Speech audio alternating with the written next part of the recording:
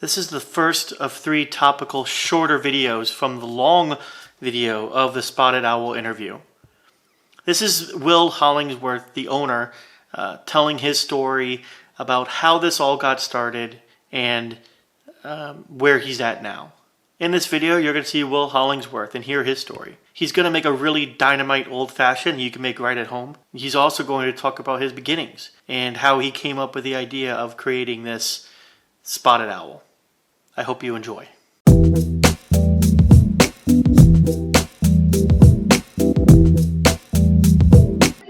All right, Will, what do you say? You ready to let's do rock it. out this cocktail? Yeah. That's on the road, pal. Okay. All right. How do I look? Do I look okay? Do I look like a cool guy? Yeah, your hair looks great. You. Definitely the coolest guy in that room. Thank you, CJ. For such an august occasion as this, I figured that we would talk about a superior at-home drink, one that is as iconic as it is simple, but one that is modified for somebody who doesn't have to make 100 of these a night like we do, right? So when we make our old fashions at the bar, we make a Demerara syrup, we use our own bitters blend, and we make a million of them, and they're very, very delicious. And they are absolutely the second best old fashioned that I've ever had in my life. The first best old fashioned I've ever had in my life was actually created by our good friend Ryan Irvin, super nerd, who has spent the past 2 years of his life figuring out how to make beautiful sourdough bread, and therefore is like particularly prepared for the end times that we all live in now. Now he gets to look like a god of the apocalypse because everybody's coming to him for sourdough bread advice. It's honestly the best old fashioned I've ever had in my life when he made it for me at his place. So I am going to, with his permission, share how to make that for everybody. So what we're going to do is we're going to start off with 2 good spoonfuls of Demerara sugar. So Demerara sugar, if you want to go buy it at the store, you're going to find it under the brand Sugar in the Raw. You can think of Demerara sugar as a crystallized sugar that's halfway between brown sugar and white sugar. I, for this recipe, like to use 2 bar spoons of it, or if you, for whatever reason, don't have a bar spoon at home, just 2 teaspoons will work just fine. So Cool. that's 2 teaspoons of Demerara sugar or Sugar in the Raw. We're going to do 2 dashes of regular Angostura bitters. We're going to do 1 dash of Angostura orange bitters, both of which are pretty easy to find, and you can get online if you don't have any in your sidebar currently. For this occasion, and for most old fashions myself personally at home, I really like Maker's Mark. Not only does it sit at that 90 proof mark that Ryan recommends, but it's also made with wheat. It's a wheated bourbon, so it adds like an added layer of sweetness. 2.5 ounces of 90 proof bourbon of your choice. And then what Ryan does, and this is where this recipe gets very appropriately fussy, is that Ryan in particular calls for 40 stirs before ice hits the mixing glass, and then 40 stirs after. So we're going to go ahead and go.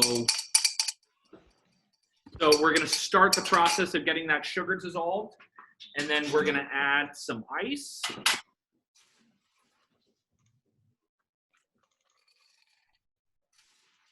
Obviously, in true Spotted Owl fashion, we're going to get as much ice as we can possibly get in there so that we can control that environment. And then it's 40 more stirs.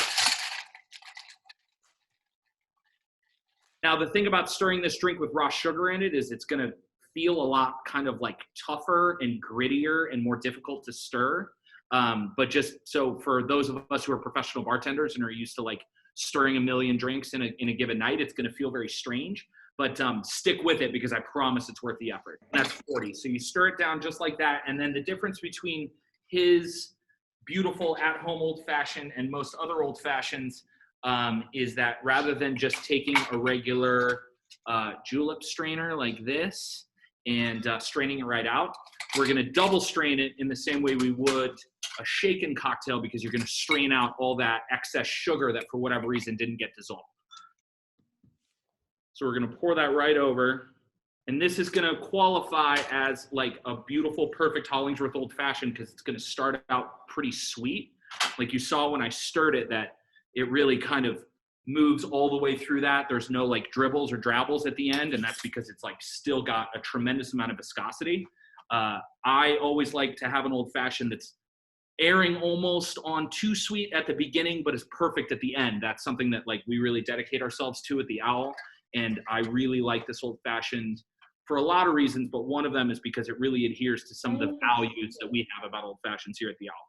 So we finish the drink just like we do ours during service. We take a little $half size peel of lemon.